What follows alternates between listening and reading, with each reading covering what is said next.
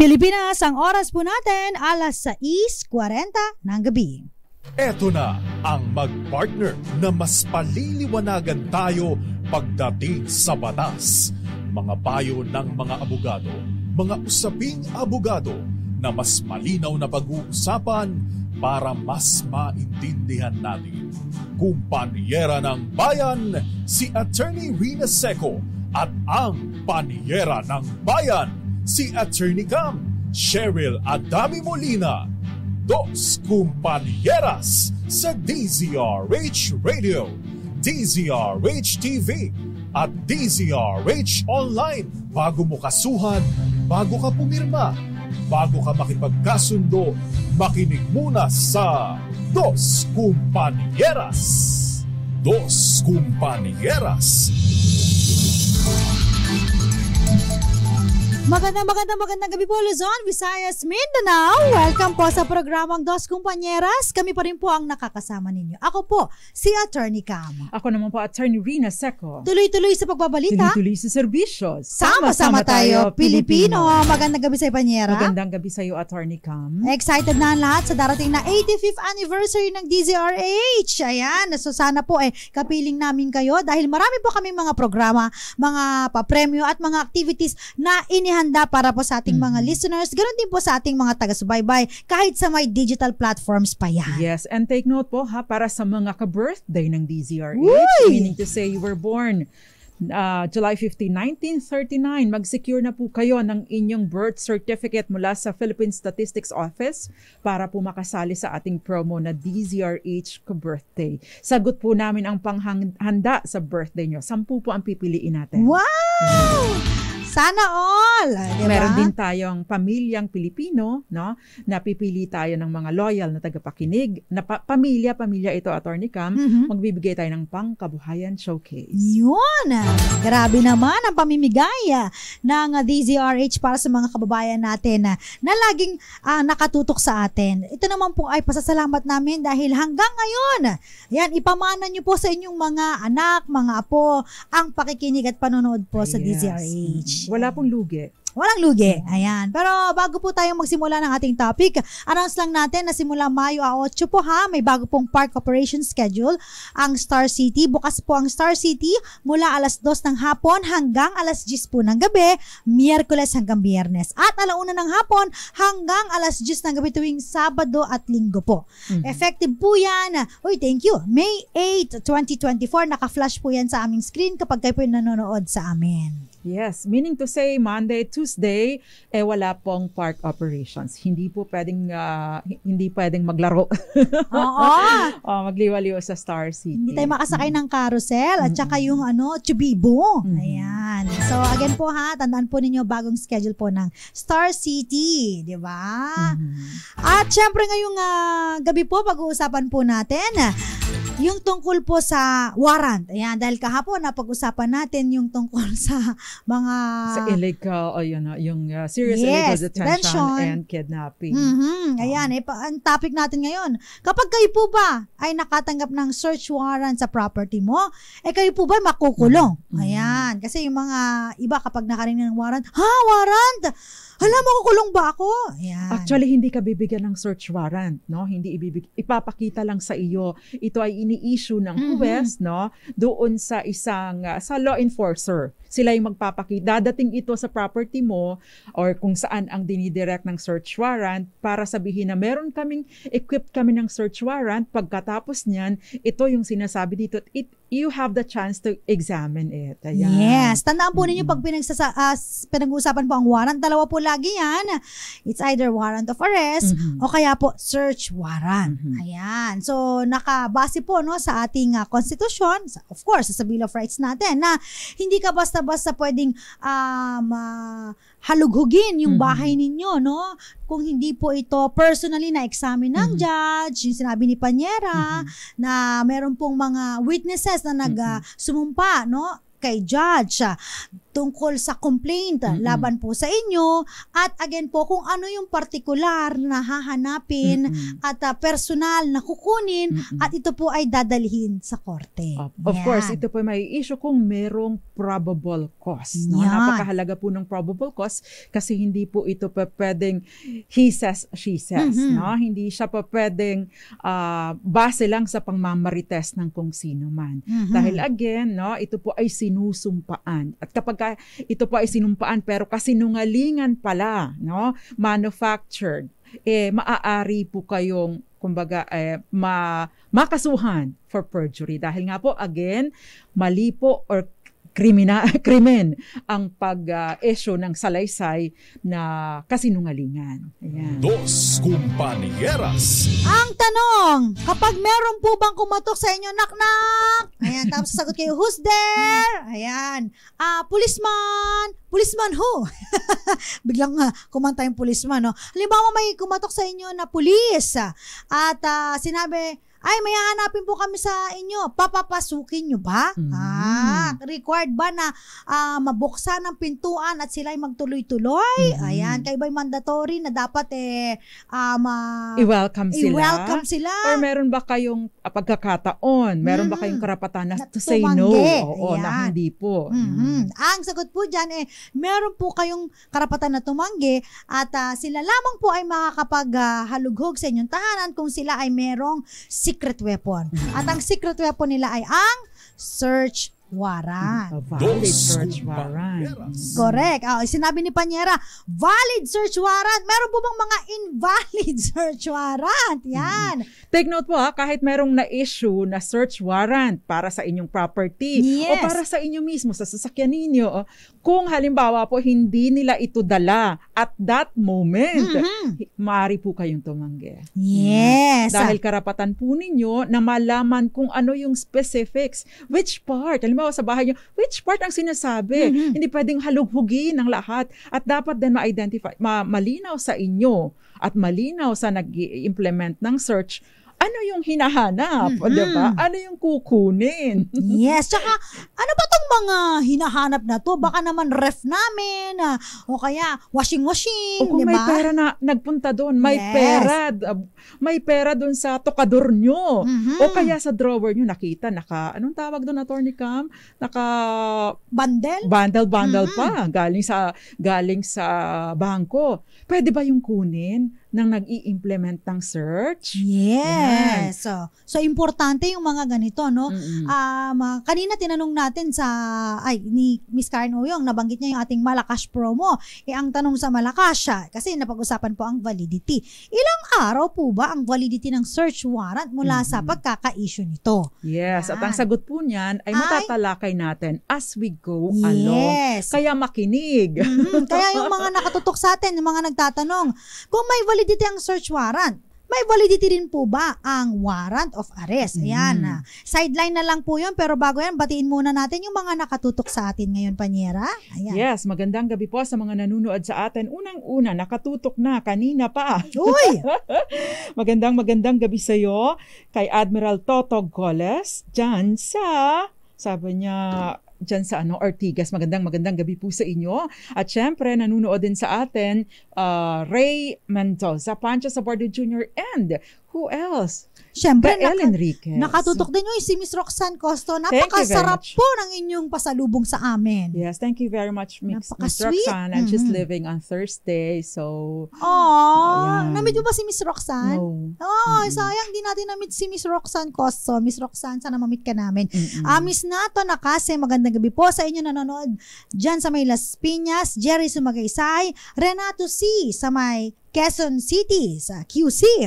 At ganoon din po si Victorino Duran ng Las Piñas at si Ronald Tumbaga na nanonood at nakikinig sa may Ulo ng Gapo, Olongapo City. Nanonood din po sa atin, Dinya Asuncion Herman, Tita Mimi Arilio, Marilu Calibaya, nanonood sa atin sa Jensan, General Santos City, the home of What else? Tuna. Tuna!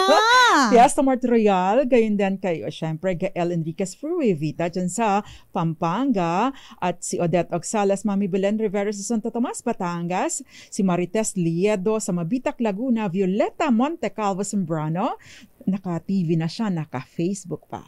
Gayon din si Modesta Pantaleon at si Ma'am Grace Recta na Imbag Arabi, Raymond Batalan and Josephine Garimbao dyan sa Michigan. Sa Guimaras, mga nanonood din sa atin, Attorney Cam, si Ramel Maluto at magandang gabi din po, Manolito Pasha. Maayong gabi, Ma'am Nelia Likong dyan diha sa Bohol and Eduardo Narvaez. Magandang gabi sa inyong lahat. And Tita Ami Miraflor Garcia. Mr. Will B. Burgos, sabi niya sa atin, good PM po sa inyong dalawa.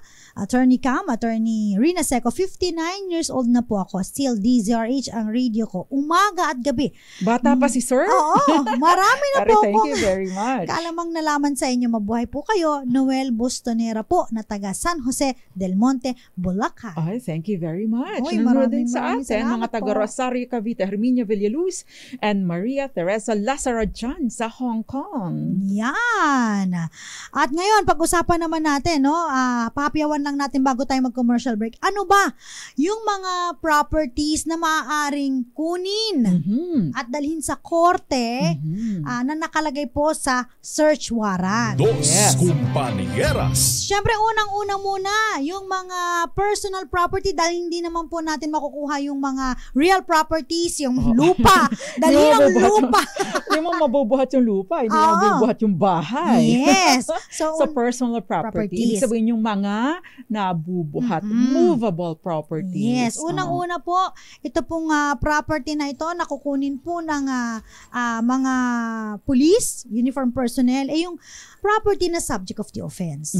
Halimbawa po, ayan, meron po nag-report sa inyo, kayo po ay nagbebenta ng droga. Ayan. So, drugs. Yan. So, ano pa ba? Meron kang... Any fruit of the crime. Basta Yes. naka-specify po doon sa inyong sa search warrant na naka-issue pabor doon sa kung saan man ang isi-search, no? Kaya lang relevant din sa ating talakayan yung mga tinatawag na mala inse at mala prohibita. Ang mala inse po yung in itself, mali talaga siya, krimen talaga, masama talaga siya dahil ito yung usually nakalagay doon sa revised penal code. O kaya naman yung mala prohibita or malum prohibitum in, singular form, no? Kapag ka sinabing malum prohibitum or mala prohibita, ito yung naging illegal lang dahil merong batas na nagbabawal dito. Halimbawa na lamang dito, mga droga. Correct. Halimbawa po dito ay ano pa ba? Halimbawa po dito yung another form of malum prohibitum, ano? Yung mga baril. Baril dahil nung araw naman pwede ka nang dala ng baril. O kaya naman, for example, during election season, yung mga bladed weapon, hindi naman bawal ang bladed weapon, pero ipinagbabawal. Nung panahon ng ECQ, MECQ, hindi bawal lumabas normally, pero dahil sa MECQ, ECQ, no, bawal lumabas. So, hindi siya illegal per se, nagiging illegal lang siya dahil merong batas na nagbabawal dito. Yun. So, pangalawa, syempre yung mga maaaring ninakaw o kaya mga embezzled property, no, na nasa custody ninyo, nasa bahay ninyo, at yun po, dadalhin po sa korte bilang ebidensya. Take note po na kahit hindi nakalagay doon sa search warrant, kung ito po ay mala inse, o ibig sabihin, bawal in itself, no? Illegal in itself, like droga, pwede po itong kumpiskahin. At especially kung ito ay in plain view, no? So may mga pagkakataon po. Kaya napaka-crucial po ng ating talakayan kung kayo po ang kumbaga ma-issuehan, kung meron pong ma-issue pabor sa pag-search sa inyong property, malaking maitutulong po ng programa natin or episode natin tonight. And of course, kudos to Attorney Cam, no, for thinking of this topic tonight. Oo, ito pa. At syempre kasama rin po yung maaaring kunin, yung mga property po na maaaring gamitin sa commission of a crime or an offense, no? Ayan, sinabi ni Panyera, yung mga baril o kaya yung mga bladed weapon, sumpak, di ba? Na Lalo na maaaring gamitin. pagsumpak. Oo, di ba? Maliban na lamang kung halimbawa po yung baril, meron kayong lisensya at wala namang ibang krimen na nakukomit. No? Ayan. Miss Grace Yambot, sabi niya magandang gabi po, attorney, watching from Santiago City. And Herminio Villaluz sa may Rosario, Cavite. Ayan. Magbabalik pa po tayo. Ilan po munang mga paalala sa mga gusto pong sumali sa ating DZRH Malakas promo. Ang tanong, ilang araw ang validity ng search warrant mula sa pagkaka-issue nito? Puntahan lamang po ang DZRH Dos Compañeras Facebook page. I-PM lamang po ang sagot at mamaya mananalo po ng 500 pesos ang ating winner. Ang sagot po mamaya sa ating talakayan. Kami pa rin po ang mga panyera ng bayan. Ako po si Attorney Cam. Ako po, Attorney Rina Seco. Kami po ang Dos Compañeras. Dos Compañeras. Dos Compañeras. DZRH 85 Years Countdown.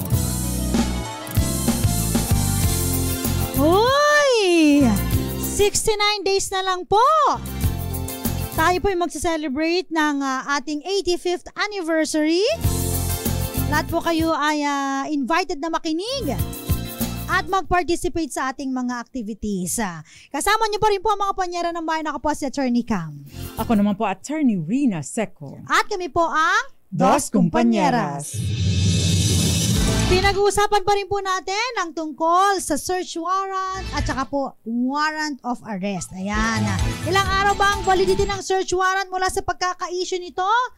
Tignan lamang po inyong mga daliri sa kamay. Ang tamang kasagutan ay 10 araw. Yes. Mula sa pagkaka-issue. So, sa date ng issue. So, lagi po ninyong titingnan pag may dumating or na police, no? O kaya taga-NBI nagsasabing, eto, meron kaming search warrant, may kapangyarihan kami, no? Mula sa korte na i-search. Ano ba sa Tagalog yung search? halughugin.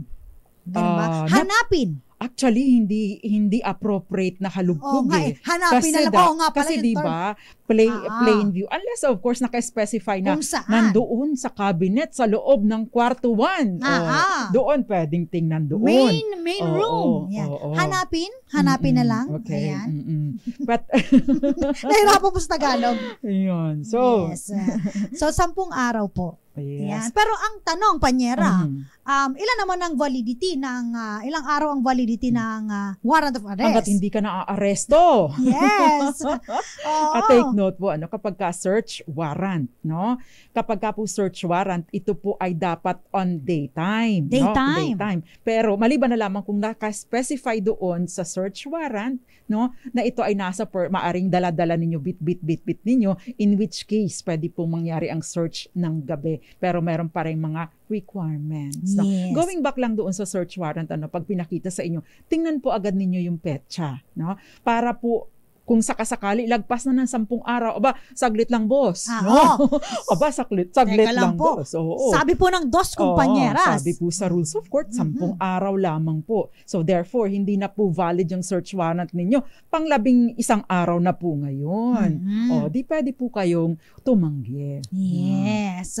So, ganun po, no? Yung mga si-serve naman po ng search warrant. So, dapat aware din po kayo sa validity period. Yan. So, hindi po pwedeng i-insist na kapag ika-11th day or ika-15th day na kahit kayo po ay may arm kahit kayo po ay arm ng search warrant, ipipilit po ninyo na pumasok kung halimbawa po property. kayo ang occupant ng property na subject ng search, no? Importante po na kayo ay mapakitaan or maipakita sa inyo. Karapatan po ninyo na makita ang search warrant. No? Yun po kasi ang nagsisilbing guide o giya ng mga nagsisearch kung saan hahanapin at kung ano ang hinahanap. Yan. So again po yung particular na lugar at kung ano ang hinahanap dapat po nakalagay sa search. Halimbawa po, no, paano kung sabi dun sa search warrant first floor, tapos sa kusina. Ayan. Paano kung umakyat ng second floor, pumunta ng room, at naghalughog, may nakita ngang mga pera, kinumpis ka, tama po ba yun? Siyempre, kaya napaka-relevant sa ating talakayan yung plain view doctrine na tinatawag. Ano nga ba ang plain view doctrine, Attorney Cam? Siyempre, ito yung nakikita lamang po, no, within within your Sa view. kakayahan ng mata. Na Ayan. hindi mo kailangang halungkat, Oo. no? Hindi mo kailangang maghalungkat para makita. Baka naman may maimbento na Oo. parang x-ray machine, no? Tinignan na nila, oy, meron dito, 'di ba? Simply put, kapag po halimbawa yung nag-implement ng search, ang tawag, sinira yung inyong halimbawa foam ng inyong kama dahil baka daw doon nakalagay pero hindi naman nakaspecify doon sa search warrant, maari po kayong itanggi. In fact, maari po kung halimbawa nga po na meron na nandoon yun, but may nakita nga doon pero hindi naman doon nakalagay. Hindi naman nakaspecify sa search warrant, no? Maari po itong i-expunge bilang ebidensya. Napaka-technical po Kaya po magtataka kayo, bakit napakaraming mga kaso nahulihan na ito Because hindi po naging valid ang search. No? Yan. So another question po, kasi karamihan may mga ibang mga biktima po ng mga searches, unreasonable search, lalong-lalo na kapag may checkpoint. Yan. So sa checkpoint, valid po ba? Tama po ba na halughugin o hanapin, buksan ang aming compartment at tignan kung ano yung mga nandoon sa ilalim ng mga upuan, kung saan-saan pa, no? Ang question po doon, kung tama po ba ito o hindi, valid po ba ang search? Ang answer po, sinagot na po doon sa kaso ni yung Valmonte tsaka ni versus General de Villa, kung saan sinasabi po doon ng Korte Suprema na dapat yung mga routine checks dapat po under the plain view lamang po, limited sa visual search. So titignan lang. Maliban na lamang kung ikaw mismo sinisearch, halimbawa nakamotor ka, nag-volunteer ka mismo, no? Nabuksan yung anong tawag dun sa box sa likod pa niya? I don't know kung ano yun, yung carrier. Yung mga box niyo sa likuran, yung mga motorista, ano bang tawag niyo doon? Ayan. At ganoon din po sa mga may sasakyan, yung compartment, yung sa harapan, sa likuran, yung trunk. Ayan. Kung kayo po ay may sasakyan, kotse, halimbawa, ang pwede niya lamang pong gawin ay buksan yung ilaw, o kaya ay pwede din po, actually, buksan yung ilaw, pwede rin po yung ibaba yung inyong, yung inyong window. Screen. Oo. Yan. I-roll yung window. Pero para utusan na, buksan mo yan, iangat mo yan, bawal na po yun. Yes. So, clear po yan sa mga dumaraan po sa mga may checkpoint. Yun. Dos Compañeras. Sabi ni greetings from Masbate, Marcelo magandang gabi po sa inyo. Yung mga gusto pong magtanong sa amin, ayan, si Nora Abordo, nanonood sa San Luis, Aurora. Ayan.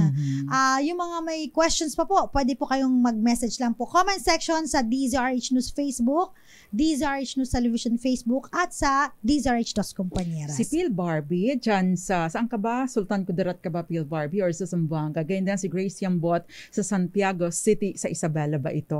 Magandang gabi po sa inyo. At si Joseph Abalos, sabi niya, box daw po yun. Yung box? J. Season Fernandez and Daniel Catubel Laguno. Sabi ni Ma'am Violeta, iba na ang may alam. Kaya tutok sa Dos Compañeras. Si Joseph Abalos na habang bumabiyahe at Divina Cadiana. Thank you very much. And of course, bakit daw hindi binatay, nangunguna siyang nakatune in tonight, Kenneth Arevalo.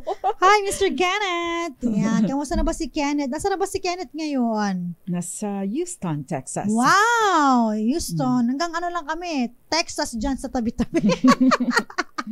Ang tanong, sabi dito, paano po ba, tama po ba na yung nakalagay na address sa search warrant ay dapat din po ba yung address na hahanapan or hahalugugin? Ayan. Paano po kung hindi na po nandun nakatirang may-ari? Yun. So actually, hindi naman po yung may-ari ang pinaka-importanting piece, no, doon po sa search warrant. Again, no, ang involved po dito ay yung property Mhm. na kukunin po, dadalhin sa korte. Importante po na kung ano pong nakalagay sa address, Mhm. yun po ang pupuntahan at doon po maghahanap. Kaya naman kung may mali sa impormasyon, Mhm. no, hindi po ito maaaring ipatupad. Yan, kung anong black, kung anong Oo. lot, di ba? Oh, yes, which goes without saying na no, Mhm. yung para po maging valid yung search warrant, napakahalaga po na meron munang probable cause. Personally determined, inaral, no, tiningnan ano ba yung determined? Tiningnan ng huwes, Mhm. no? Huwes At po mismo, inalam. personal na inalam ng huwes. At ang judge mismo ang nag-personally examine sa mga witnesses in writing and under oath ng complainant at saka noong mga witnesses. In fact, no, may mga pagkakataon po na dahil at Attorney Cam, even the transcript ng pag-i-examine, ina-attach pa nga din ito. In fact, may mga pagkakataon, Attorney Cam, na dahil hindi malinaw na naipakita na personal na nag-examine yung judge, bagaman at may nakita nga doon sa hinalughog nila, sa pinuntahan nila, na-acquit, no? At na-acquit pa rin ang mga akusado. Ganun po kahalaga ang ganun po kahalaga yung Protection na binibigay, protection no? na binibigay ng batas. Yes. Dahil again, this is guaranteed by no less than the Bill of Rights of our Constitution. Mahalaga na dapat ay secure kayo sa inyong tahanan, Mhm. di ba? At ganun din po, secure po pagdating po sa kalayaan na punta kayo from one place to another. Eto, ang tanong, kailan naman po pwede mag-search ng walang warrant? Yon. Dos Compañeras. So, kung meron pong exemption sa warrant of arrest, meron din po sa search warrant. So, unang-una po, no, nabanggit na ni Panyera, kapag merong waiver of right, na kayo mismo nag-open, hindi ka naman inutusan, bibo-bibo ka, binuksan mo yung compartment mo, tas may nakita pala doon, hindi po yun, unreasonable search, kasi po kayo mismo, winive nyo yung karapatan nyo dahil ikaw ang nagbukas. Yan. Natatandaan niyo po ba ang Robin Padilla case? No? Yun dyan po yun sa Olongapo. No? Kung matatandaan po ninyo, si Robin Padilla, may nabangga po siya na balut vendor na tinakbuhan niya. No? Naitimbre siya ng mga taga-barangay sa mga pulis, kaya naman yung Highway Patrol Group, no? Hinabol po siya. At dahil si Robin Padilla ay na corner, nagsabi niya, tingnan niyo, hinaharas ako. Pagtaas niya ng kanyang mga kamay, ay nakita na meron siyang sukbit na baril. And therefore, dahil sa pag-assess ng mga pulis ay may something. So, because of that, incidental po, nagkaroon, kinailangan na magkaroon ng search. Kaya naman, sinearch ang kanyang Pajero at doon nakita yung ilang peraso ng mga high-powered firearms na wala pong lisensya. Ayun. So, yun po ang naging ugat ng pagkakulong ni Robin Padilla. Eto, pangalawa, syempre kapag halimbawa po ang search ay incidental to a valid arrest. Halimbawa, inaresto Panyera, yung pala, yun nga, meron siyang sumpa. Kontrabando. May mga biglang droga, mga ganon. So, valid search po yun. Pangatlo, ito yung sinasabi natin kanina, kapag yung mga prohibited articles are in plain view, kitang-kita, no? Oo. Ibig sabihin po nun, kahit hindi po siya naka-specify doon sa mismong search warrant, ito naman pala, warrantless arrest, pag may nakita, kagaya na lang nang nangyari kay Robin. Siya mismo ang nagpakita na may baril ako. Tapos, ganun din yung stop and frisk, yung kinapkapan na, dahil siguro sa plain view nakita, pwede rin yung, teka, natin kung kasi, meron ito. Oh, yes. Ayan. At ganoon din po sa mga, of course, sa mga custom law. Ayan, di ba? Pansinin po ninyo, di ba, sa x-ray. Sa mga, pagpunta po kayo ng custom, sa NAIA. Okay, sa airport. Airport. Very common ito. Yan. Ina-x-ray po yung mga nyo. Ibig sabihin, sinisilip. Kahit wala rin consent karapatan ninyo. Yun. Karapatan din yun. May ng mga otoridad. Oo, na makita, na kung ano yung mga bagahin ninyo, baka mamaya meron diyang ipinagbabawal na maaaring maging danger, no? Kapag kayo po sumakay ng eroplano, o kaya pinagbabawal ng batas. So, ayan po yung mga exception. O kaya, under emergency measures, no? Yung mga ganun pong insidente, maaari pong kahit wala pong warrant, mag-search sila. Kasi ang hirap naman nung kitang-kita mo na yung plain view, di ba? O hayaan mo na lang. Oo, teka lang, kukuha muna ako ng search warrant kay judge, di ba? So, hindi po. So, may paano exception. naman, Attorney Cam, no? Kung halimbawa, merong violation doon sa search warrant. Another question. Halimbawa, kasi nagmamatter din po yung usapin ng tungkol sa fruit of the poisonous tree. No? Anong ibig sabihin nito? Kapag ka po invalid yung search, no? At invalid yung nangyaring search, no? Yun pong mga kung anumang ebidensya kahit pa kontrabando ito, no, na naging produkto ng maling search or illegal na search or defektibo na search, ito po ay hindi maaaring gamiting ebidensya sa korte laban sa inyo. Famous case, this is a 2021 case, isa pong clerk of court dyan sa Batangas, no? Merong hinahabol ang mga pulis, iko-corner nila yung aarestuhin.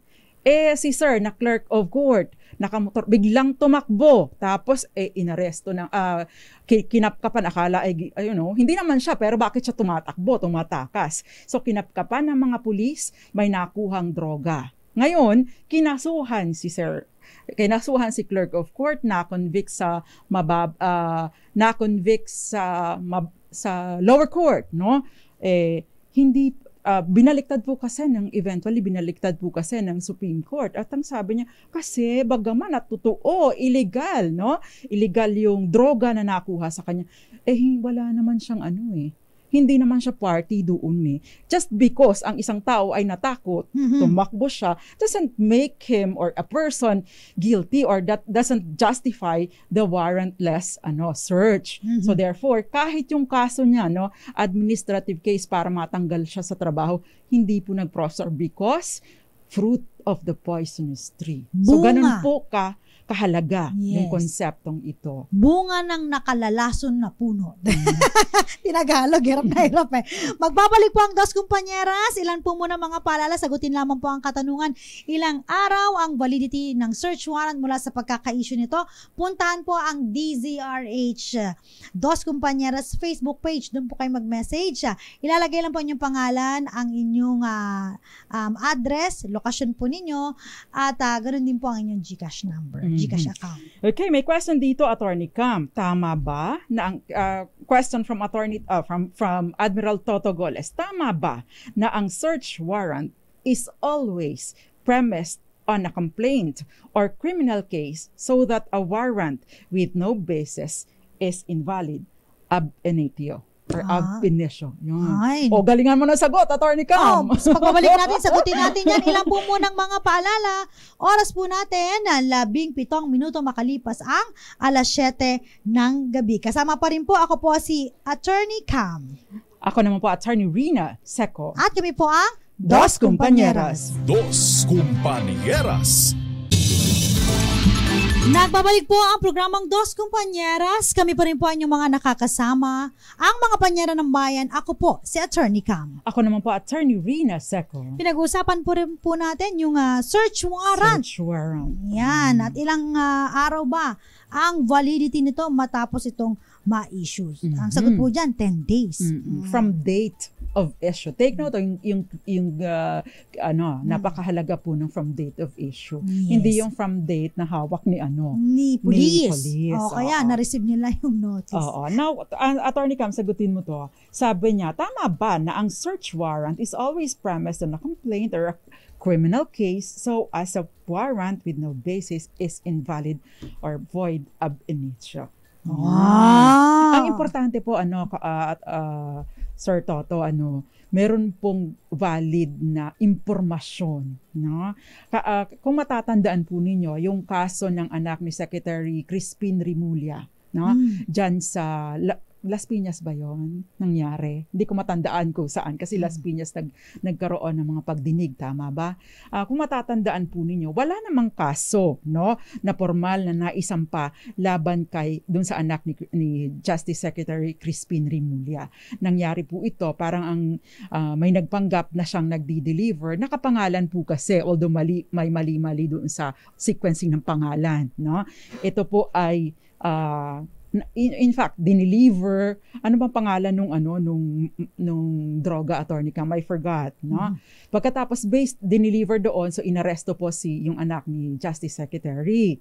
Ngayon, eventually naisampa po yung kaso sa korte. Ayan. So, ibig pong sabihin, hindi po requirement na meron ng kaso talaga. Yes. Kasi otherwise, mahihirapan ka ng hanapin, maari na, kumbaga, magbibigay na siya ng pagkakataon na maitago, no? Maitago ito. Kasi pag halimbawa meron ng meron ng warning na, may kaso ka ng ganito. Tatago. Anong kaso yan? Lalo na pagka sa mga drugs cases. Kaya lang napakahalaga din po. Take note lamang po na hindi yung yung acquittal nung anak ni Justice Secretary is not because of yung kasi wala siyang search or whatever. Ang doon po ay kumbaga ang issue po doon sa kaso na ito ay yung chain of custody, na break ang chain of custody kasi meron po mga specific na requirements na dapat masunod mo yun hanggang sa ma-deliver mo in custodial lehis. Ibig sabihin Attorney Cam, sakuluhan mo ako, Englishin mo. In the custody, yes. In the custody of the court or of the law, yung mga nasist na mga epektos. Kasi ito po lagi ang pagkakamali ng ating mga kapulisan na nag-serve o kaya po nangungumpis ka under walang warrant, yung chain of custody, paano po nailipat? May proseso po yan na dapat perfect nila. May inventory. In fact, meron po mga requirements ng mga tao who should be present during the inventory. May yung mga nakuha doon na assist na mga items, meron pong iiwan na kopya, doon sa pinag-searchan, sa pinaghinapan. Meron nakapirma din yun. Sa mga drugs cases, Attorney Cam, requirement ang presensya ng taga-media, ng abogado, ng abogado at the same time, basta mga paperma kasi sila dun kasi ang hirap dyan kapag hindi na inventaryo ng maayos, iaano lang yan ipapaikot uli, tapos or para maiwasan din yung pagpa-plant ng evidence. Yan, Nako talaga. Ayan, so yung mga nagko-question pa sa atin tsaka yung nagpapabati, meron pa ba dyan, Panyera? Magandang gabi sa inyo. Mahaba-haba na ito. Si Fe Mosquite, magandang gabi sa inyo. Herminia Albuna, Fruy Vita. Tama siya. In custody of the court. Tama naman. Sandra Rances. And syempre, si Gael Enriquez is always assisting us. Binibigay niya yung mga nagtatanong tungkol sa ating Malakas. At syempre, Hilo Campo sa Tiaong Quezon, si Alan Minted sa UPI. Magandang gabi po sa inyo. At sabi ni Fruy Vita, it is not admissible as valid evidence against accused. Yes, yung pag pinag-usapan natin yung fruit of the poisonous tree. Yun. Tapos may sinabi din siya, in flagrante delicto. Caught in the act. CIA, caught in the act. Ang question naman, Panyera, paano naman daw po yung mga ginagawang search sa mga mall? Ay, iba na usapin yun. Paano po yun? Yung sa mga mall, unreasonable search po ba yun? The answer is no. Hindi po. So, hindi po sinasaklaw. Hindi po sinasaklaw ng guaranteed ng sa Constitution, yung mga private search. Ito naman kasi ay mga pribadong pagsa-search na. Ang sinasabi ng batas, yung mga unreasonable search by the state. Ng gobyerno. So, halimbawa po, papumunta na yung mga police. Kasi iba yung power ng nasa gobyerno. Iba po, napaka-powerful ng gobyerno. Correct. Kaya naman, para hindi ito maabuso, binigyan po ng saligang batas mismo ng giya or guide ng mga panuntunan para hindi rin po ma-abuse. Kasi kung sakasakali po na walang ganitong mga specific na proseso o guide, pwedeng mag-barge in na lang any time of the day. Correct. Masabi, chismis lang ni Aling Marites na ay si attorney si XYZ, alam mo bang nagtatago yan ng droga kahit hindi naman. Cough syrup lang pala na mayroon pang prescription, nasubject ka na kaagad ng search, di ba? Kaya nga po, importante din, again, probable cause, personally determined by the judge. Ayan. Dos Kumpanieras. May question, Attorney Cam. Pag pera po ba, pwede kunin kapag nag-search? Kapag halimbawa, ang impormasyon ay tungkol sa pagbibenta ng droga na itinatago sa bahay mo o nagpa-pot session sa bahay mo, kasama po ang pera doon. No? Kasi kasama yan. Kasi proof yan na may pera ngang involved. O kaya gambling, ano ba yung gambling sa Tagalog? Sugal. Sugal. Ayan. Kasama rin po yan. Paano naman? Baka naman kinumpis ka tapos hindi na pinakita ebidensya. Baka naman pinagbentahan mo lang ng lupa yung sinali pa. So hindi po pwede. Uy, napakabilis ng oras. Wala na ba? May question kasi kung pwede bang sirain ng pinto kung magsisearch. Kung inire-reject po ninyo, yes, may kapangyarihan po ang ating mga nag-i-implement ng search warrant. In the same way, kung hindi ninyo palalabasin, pwedeng tadyakan ng pinto ninyo. Basta arm sila ng kanilang search warrant. Yon! Ito na ang DZRH Mas Malakas promo online. Sagutin lamang ang tanong ng ating announcer sa live Facebook page ng DZRH at instant meron 500 pesos na premyo. Ready? Makinig mabuti. Ito na! Ito na ang ating Malakas online promo. Sa katanungan na ilang araw ang validity ng search warrant mula sa pagkaka-issue nito, ang tamang kasagutan po ay 10. At ang nanalo po, congratulations. Ang winner po natin, 10 araw po 10 days po ang sagot niya. Baka 10 years na. Sabi niya, 10 days po. Yan ang sagot ni Nasser Aslima ng Quezon City. Congratulations! 500 pesos sa'yo. Abangan po, ipamimigay po namin ang iyong papremyo. Makukuha po ninyo this weekend. Yes, ma'am. Thank you very much. At mga nakaalalay sa atin ng ating mga tagapakinig. Like for example, yung mga sumasaklolo kapag hindi ko alam sa Tagalog. Oo. Thank you so much po sa mga nakatutok sa atin, sa mga nakinig. Maraming salamat. Asoy Ann at ganoon din po sina Vernilio Shanoza sa may Silay City, Negros Occidental at may Kawayan Bulacan, Rizal de Lorenzo.